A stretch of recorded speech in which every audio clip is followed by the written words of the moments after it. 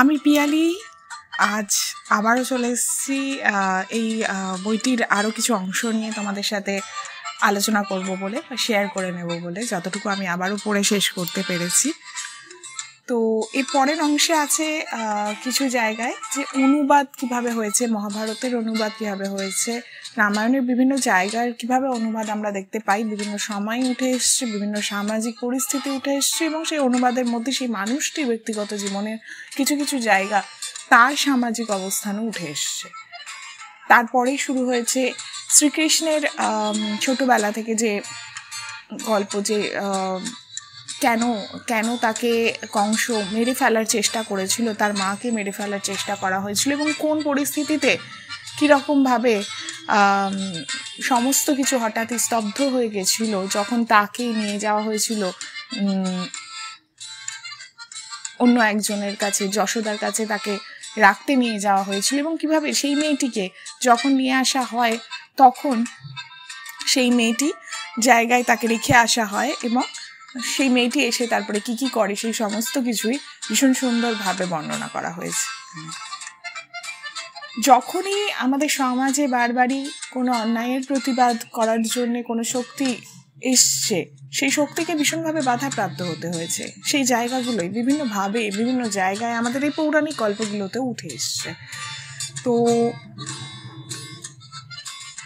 এর পরের জায়গায় যেখানে অপ্সরাদের নিয়ে বলা হয়েছে, যেখানে মহিলাদের একটা বিশেষ বৃত্তি, বিশেষ সামাজিক অবস্থান এবং বিশেষ সামাজিক কাজকর্ম এবং সমাজে বিশেষ অবস্থান, এবং মহিলাদের সাথে তাদের সৌন্দর্যের যে সম্পর্ক বারবারই উঠে এসছে। বারবারই সমাজ কিছু জায়গায় কিছু নিয়ম চাপিয়ে দিয়েছে, কিছু বিভেদ চাপিয়ে দিয়েছে, সেই জায়গাগুলো উঠে এসছে।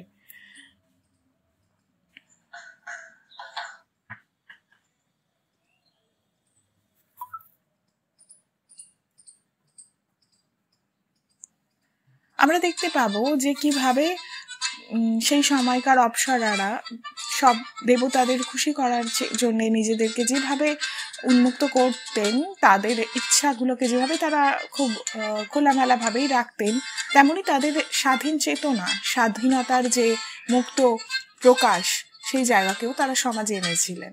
তাদের বাঁচা, তাদের জীবন যাপনটাও এক ধরনের মহিলাদের জীবনকে বেছে নেওয়ার একটা অন্য রাস্তা দেখায়, অন্য পথ দেখায়, অন্য মানসিকতা দেখায়, এবং অন্য দৃষ্টিভঙ্গি নিয়ে আসে। সেটা কিভাবে হয়েছিল সেই সময়, সেই জায়গাগুলো উঠে এসছে অপ্সরা বলে যে চ্যাপ্টারটি আছে সেই চ্যাপ্টারে, এই বইতে।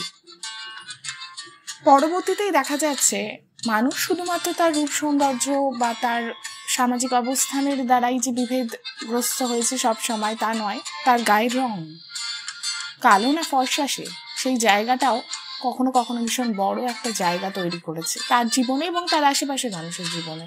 আমরা এখনো দেখতে পাই বিভিন্ন জায়গায় মানুষের গায়ের রঙের সাথে তাদেরকে একটা বিশেষভাবে চিহ্নিত করা হচ্ছে। কেন হচ্ছে এটা? কি জড়িয়ে আছে? কালো না ফর্সা, তার সাথে কি গল্প জড়িয়ে আছে, কিসের আতঙ্ক জড়িয়ে আছে?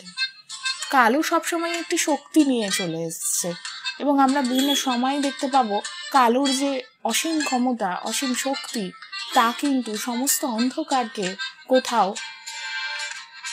চিনে নিতে, বুঝে নিতে এবং সেটার সাথে লড়াই করতেই সাহায্য করেছে। সেটা আমরা দেবদেবী বা ঈশ্বরের জায়গা থেকেই দেখি বা মানুষের জায়গা থেকেই দেখি।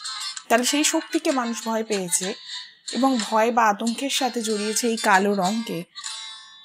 সেই জায়গাগুলো কিভাবে আসছে, কিভাবে পৌরাণিক যুগ থেকে আজ অব্দি সমাজে বিভিন্নভাবে এই কালো আর গায়ের রং মানুষের জীবনকে ভীষণভাবে বিপর্যস্ত করে তুলেছে, কিভাবে মানুষ বিভেদগ্রস্ত বা বিভেদের জায়গায় উঠে এসছে তার গায়ের রঙের বিচারে।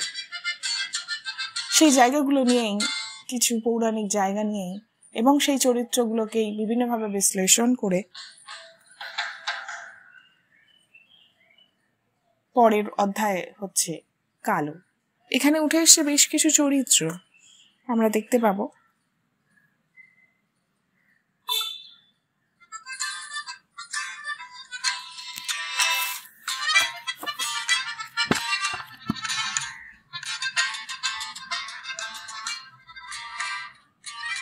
এখানে উঠে এসছে তিলোত্তমা, এখানে উঠে এসছে কিভাবে অবজেক্টিফিকেশন হচ্ছে মানুষ, কিভাবে কমোডিফিকেশন হচ্ছে,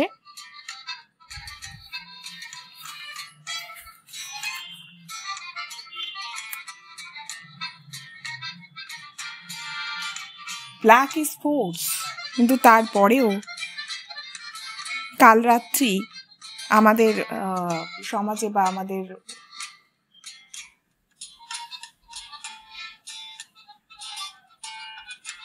কাছে উঠে আসছে একটা ভয়ঙ্কর সময় হিসেবে। কালো মানে সব রঙের মিশ্রণ, withdrawal of all colors.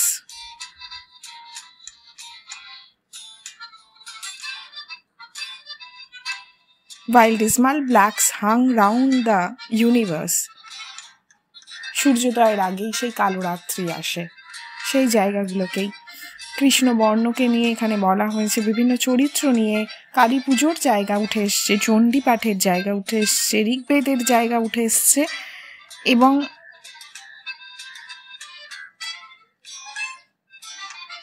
সেই দিনটার কথা উঠে এসছে যেদিন প্রথম দিন সূর্য প্রশ্ন করেছে কালো রং কিংবা পরমা প্রকৃতি বিষয়,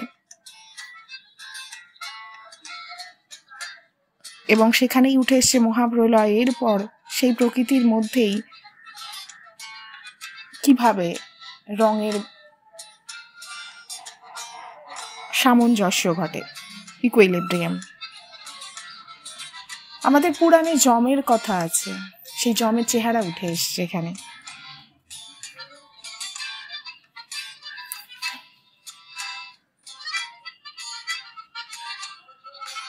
উঠে এসে ভয়ঙ্করী রাক্ষসীদের চরিত্র বা তাদের বর্ণনা, যেখানে আমরা জানি ব্ল্যাক ইজ এ ফোর্স। তাহলে কোনটাকে আমরা ধরবো, খারাপ কিছুকে নাকি ভালো কিছুর সূচনা হিসেবেই আমরা কালোকে ধরবো?